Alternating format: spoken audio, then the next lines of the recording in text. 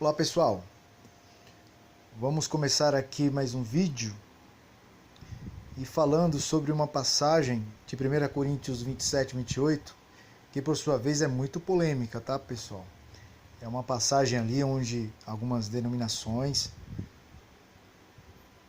acabam usando de pretexto, diria até, para comprovar a inferioridade do filho, que seria Jesus no caso, né? Mas só será possível a sua real interpretação se formos fiéis aos critérios que devemos usar, né, pessoal? Inclusive respeitando o seu contexto, que é o mais importante nisso tudo. Porque não adianta eu ter que explicar, né, aquele versículo de forma isolada, explicar de acordo com o meu pensamento, de acordo com o meu viés de ideia. Isso realmente, para mim, é incompreensível.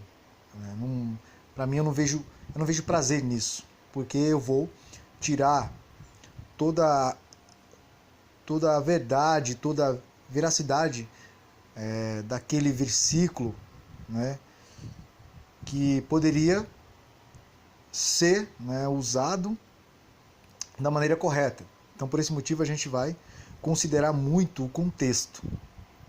E também para ajudar na compreensão, ao decorrer do vídeo, também vai estar eu estarei apresentando alguns slides também, referente ao assunto que eu vou abordar. Então vamos lá, pessoal. Em 1 Coríntios 15, 27 e 28, essa passagem, ela,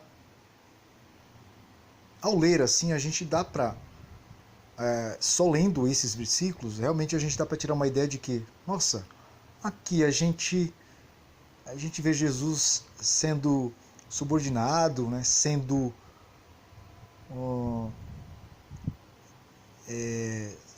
submisso ao Pai, entregando o reino ao Pai. Nossa, como é esse negócio aqui? Então quer dizer que Jesus de fato é inferior? Não, pessoal, não é bem assim. Então nós vamos à leitura desses versículos contidos aqui em 1 Coríntios 15, né, que seria o versículo 27 e 28. Porque todas as coisas sujeitou debaixo dos pés. E quando diz que todas as coisas lhe estão sujeitas, certamente exclui aquele que lhe subordinou.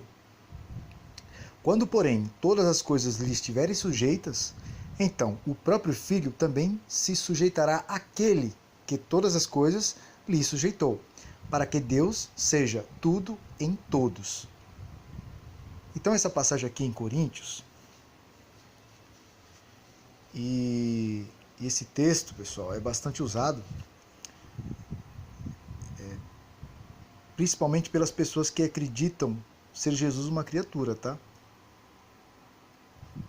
Por denominações que acreditam de que Jesus um dia foi criado. E segundo a interpretação esses versículos dá a ideia de que o filho é subordinado ao pai em essência, tá?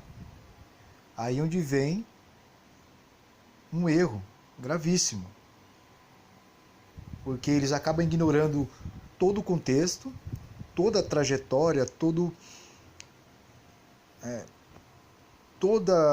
aquilo, né, que está acontecendo lá em 1 Coríntios 15, e eles acabam interpretando assim, aqui Jesus também é inferior, não só em outros aspectos, mas também em essência. Ou seja, Jesus como Deus, veremos se realmente esta interpretação procede. Vamos ver. O contexto de 1 Coríntios 15, 27 e 28 indica que o apóstolo Paulo fala da ressurreição dos homens. Paulo diz que a ressurreição de Jesus é o centro da fé cristã. Então, para sermos fiéis ao contexto, para sermos prudentes, devemos aceitar um fato aqui, pessoal, que Paulo relata e descreve essa passagem em Coríntios, aqui no capítulo 15, tratando justamente da ressurreição dos homens. E também falando sobre a ressurreição de Jesus, que é o centro da fé cristã. E que nós, cristãos, sabemos de que a fé cristã, ela tem como fundamento, como pilar, a ressurreição de Jesus. Se por acaso uma vez a sua ressurreição não fosse comprovada, se ela realmente não tivesse acontecido, era bem provável que não teríamos o que chamamos de cristianismo hoje, não teríamos a fé cristã, não teríamos nada disso, porque tudo ficaria, terminaria lá mesmo no túmulo de Jesus, se Jesus tivesse morrido para sempre. Mas não foi assim. O que nós sabemos é que ele ressuscitou de fato. E aí, onde nós temos o alicerce, a base de nossa fé, que é na ressurreição de Jesus. E aí a gente vai ler mais um versículo. Aqui em 1 Coríntios 15, versículo 13 e 14, diz: mas se não há ressurreição de mortos, também Cristo não foi ressuscitado. E se Cristo não foi ressuscitado, logo é vã a nossa pregação, e também é vã a vossa fé. É isso que eu acabei de falar. A ressurreição de Jesus é algo imprescindível para a nossa fé. Então, notemos a abordagem paulina, que diz respeito à ressurreição de Cristo pós-crucificação.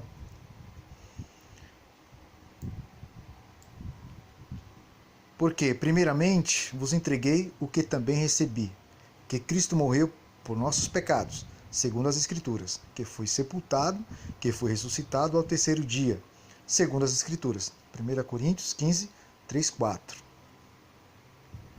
Veja aqui que Paulo fala de Cristo em sua humanidade, na economia salvífica.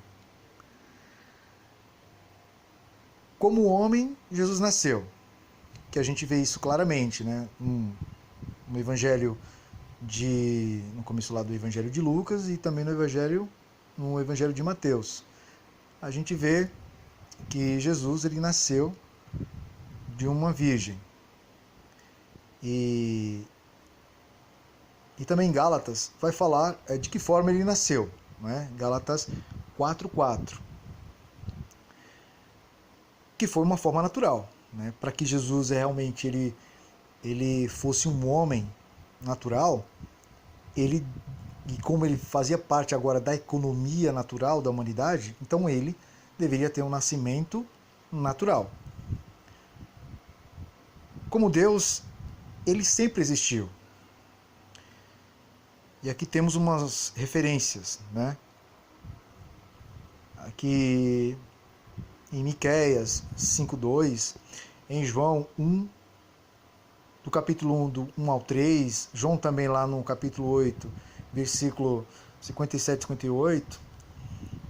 Então esses versículos mostram a comprovação da sua eternidade, que ele sempre existiu. Em sua humanidade, Jesus morreu, que aqui a gente vê aqui em Coríntios, em 1 Coríntios 15, 3, 4. E em sua divindade, ele é autoexistente. João 5, 26. Ou seja, ele subsiste, ele transcende. Paulo ainda vai mais a fundo sobre a obra redentora de Cristo, nos versículos subsequentes. A ênfase agora cai na superioridade de sua obra sobre a de Adão.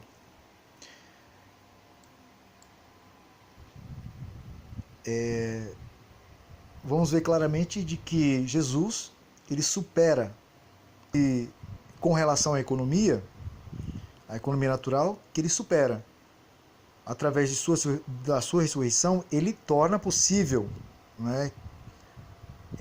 Um corpo glorificado, ele torna possível a eternidade, coisa contrária ao Adão, né, que ele morreu, né, que ele não tinha possibilidade de eternidade, uma vez que ele comeu do fruto, né, que desobedeceu a Deus, e ele acabou trazendo a morte para si. Enquanto Cristo, ao contrário, Cristo trouxe a vida, né, a vida eterna. Porque assim como por um homem veio a morte, também por um homem veio a ressurreição dos mortos. Pois, como em Adão todos morrem, do mesmo modo, em Cristo todos serão vivificados, ou seja, ressuscitados, e serão glorificados, né? Assim como Jesus foi.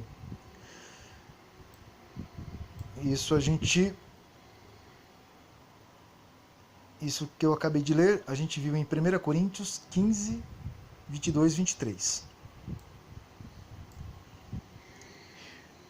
Paulo ainda continua focado no plano redentor de Jesus Cristo. Agora, ele o trata como o segundo Adão. Paulo diz que, pela obra de Cristo, os santos se chegam ao Pai. Ou seja, na economia neotestamentária, Cristo é o mediador entre Deus e os homens. É que às vezes, por exemplo, as denominações, né, que vê Jesus sendo subordinado acabam sendo equivocadas por não ir a fundo, né? E não precisa ir tão a fundo não, tá, pessoal? E não entender o mecanismo aqui, né? Que quando a gente trata do processo de redenção, do processo de salvação da humanidade, a gente tem que entender que Jesus se tornou homem. E para que esse processo fosse possível, Jesus teria que ser um homem, né? E não um Deus, e sim um homem. O homem para ser o cordeiro que tirasse o pecado do mundo, o homem que fosse perfeito, né? sem mancha, sem mácula. Então esse homem é imprescindível para o processo da redenção da humanidade. Porquanto há um só Deus e um só mediador entre Deus e os homens, Cristo Jesus, homem. Isso a gente vê em 1 Timóteo 2, 5. Observemos aqui que o real se cai em sua humanidade, na qual ele opera sua obra redentora e mediatória, sobre sua operação na cruz. Então, pessoal, é como eu falei, entendemos que Jesus ele tomou uma forma de servo, uma forma de homem, né? Inclusive muitas passagens que é citada nos evangelhos, ele mesmo se autodenomina como filho do homem. E vamos observar esse texto aqui, ó.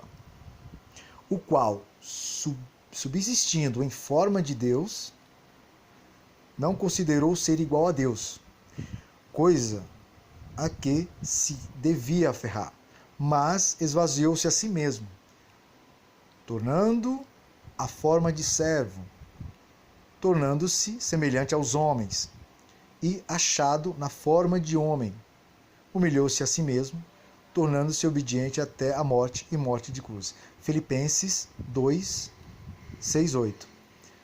O interessante é que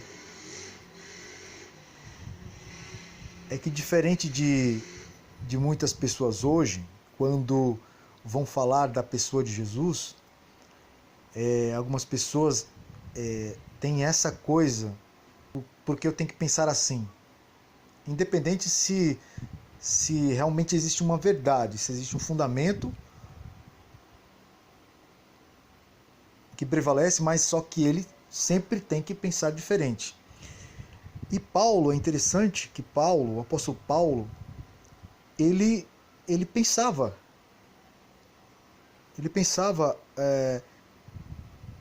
dessa forma mesmo que ele descreveu aqui. ele tinha noção de que Jesus ele tinha como essência a sua natureza divina. E não só essa passagem, existem outras passagens, né, que Paulo fala claramente de que nele está contido todo o poder da divindade. E Paulo, ele tinha essa mente, na época ele tinha esse conceito sobre Jesus, de que Jesus não era simplesmente uma criatura, que não era simplesmente um homem, mas aí dependia muito do momento em que Jesus ele atuava. Por exemplo, aqui Paulo deixa claro que ele, tendo a forma de Deus, o qual subsistindo em forma de Deus, ele não considerou o ser igual a Deus, coisa que ele devia aferrar, mas esvaziou-se a si mesmo, tornando a forma de servo, tornando-se semelhante aos homens e achado na forma de homem.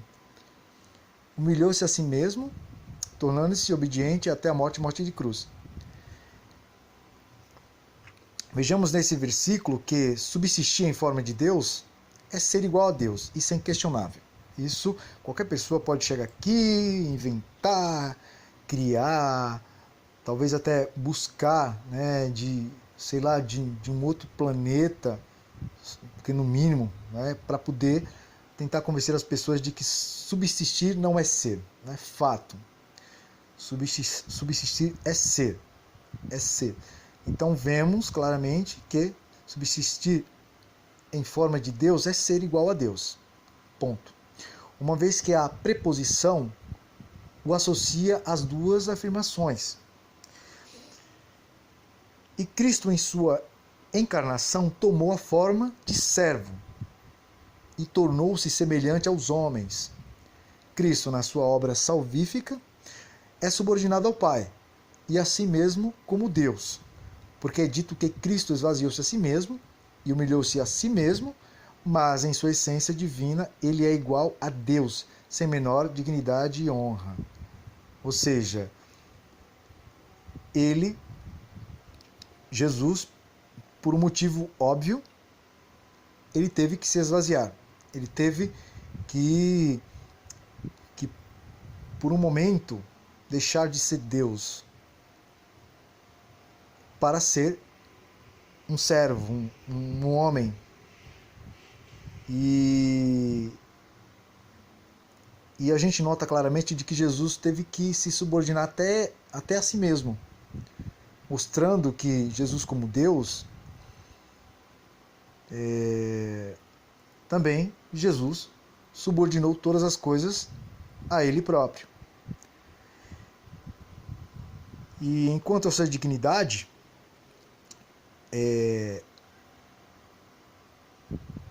mostra em sua essência divina, que em sua essência divina, ele é igual a Deus, sem menor dignidade e honra. E aí a gente tem umas referências aqui, Lucas 24, 52, em João 5, 23 e Hebreus 1, 6. Né, que Hebreus 1, 6, que é um versículo bem popular, né, que a gente vai ver que é onde o Deus Pai pede para que os anjos o adorem. Então, a gente vai ver que Jesus tem tanto honra e dignidade como o Pai.